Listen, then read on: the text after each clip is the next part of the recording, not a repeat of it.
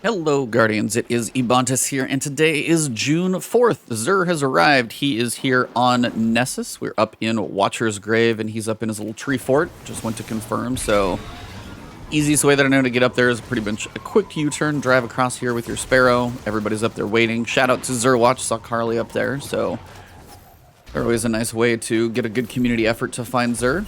But up here, we've got Mr. Tentacle Face. Gonna crouch down, hopefully I don't get shot. And if he wants to look at me, see what he's got to offer.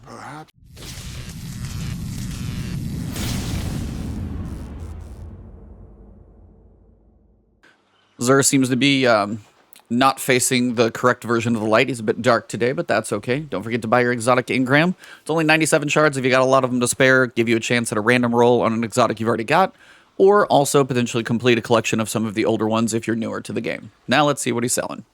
First thing we've got here is the Hard Light. This is a good old auto rifle, 600 RPM, sits at a pretty good rate. One of the better places for RPMs are the 600 RPMs ones right now. Perk is Volatile Light. Rounds fired from this weapon have reduced damage fall-off, so they travel farther with range and basically don't take much range damage fall-off at all. Used to be non-existent, that was changed a little bit. They also over-penetrate targets and ricochet off hard surfaces. This is the thing that will make a laser light show if you're wondering. Projectile damage increases after bounce. So oddly enough, if you shoot the floor first and can hit your target, you're actually going to do more damage. It's not the easiest thing to do, but it is something you can do and have some fun with. Also, the nice thing about the fundamentals, if you press R, you will cycle between this weapon's damage type between Solar, Arc, and Void.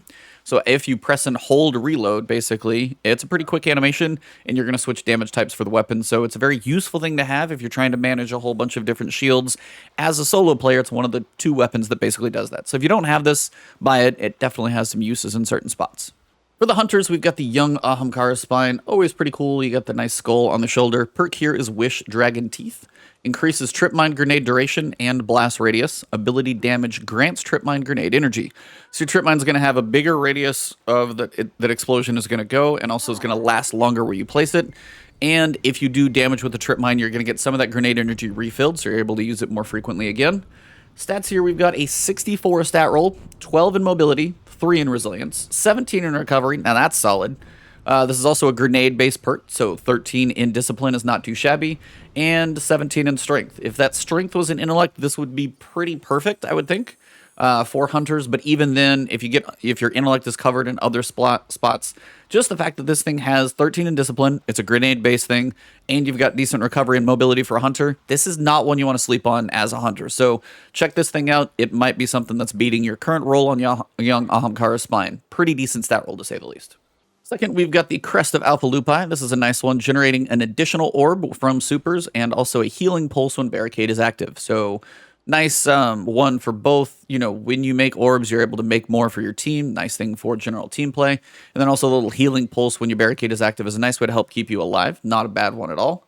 Just not one that is going to be amazing and crazy effects or anything like, Curious of the Fallen Star or anything.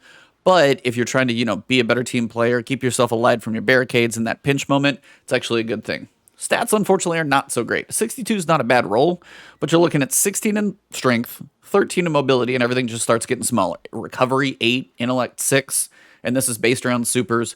Unfortunately, as I said, 64 and 62, not that far apart, but this roll is much less useful, specifically to this one as well. So overall, this one could be a lot better in lots of ways in the stats department. If you don't have it, add it to your collection, but there's probably a better stat roll you'll come across at some point. And then we come to the Warlock, Eye of Another World. Perk here is Cerebral Uplink, highlights priority targets, and improves the regeneration speed of your grenade, melee, and rift abilities. So literally your class abilities outside of your super are going to come back faster all the time.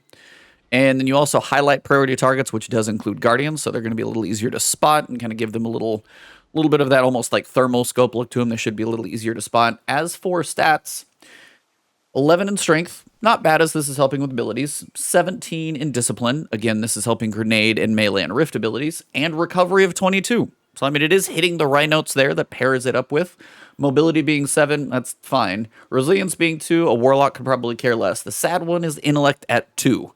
But still, if this is going to help you get your grenade, melee, and rift ability faster, literally recovery, discipline, and strength do that. So it actually pairs pretty well with the exotic. 61 is a little low. And honestly, if say the mobility, at least if it was like maybe 7 down here in intellect, I could say it's like, you know, pretty solid for what it's trying to do. Recover being at 22 is great. Intellect being at 2, not so good. But as this is trying to help other things, discipline and strength, not a complete throwaway. So if you don't have this one, there's probably worse versions of this one, especially if you're getting like, you know, mobility and resilience really high on this would be useless. So overall, pretty reasonable roll, but could be better because that intellect is kind of a slap in the face.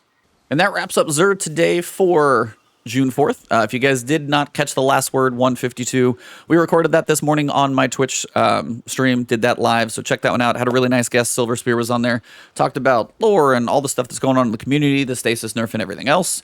And then, of course, if you guys are new to the channel as well, you can check me out here on YouTube doing Destiny videos and other things.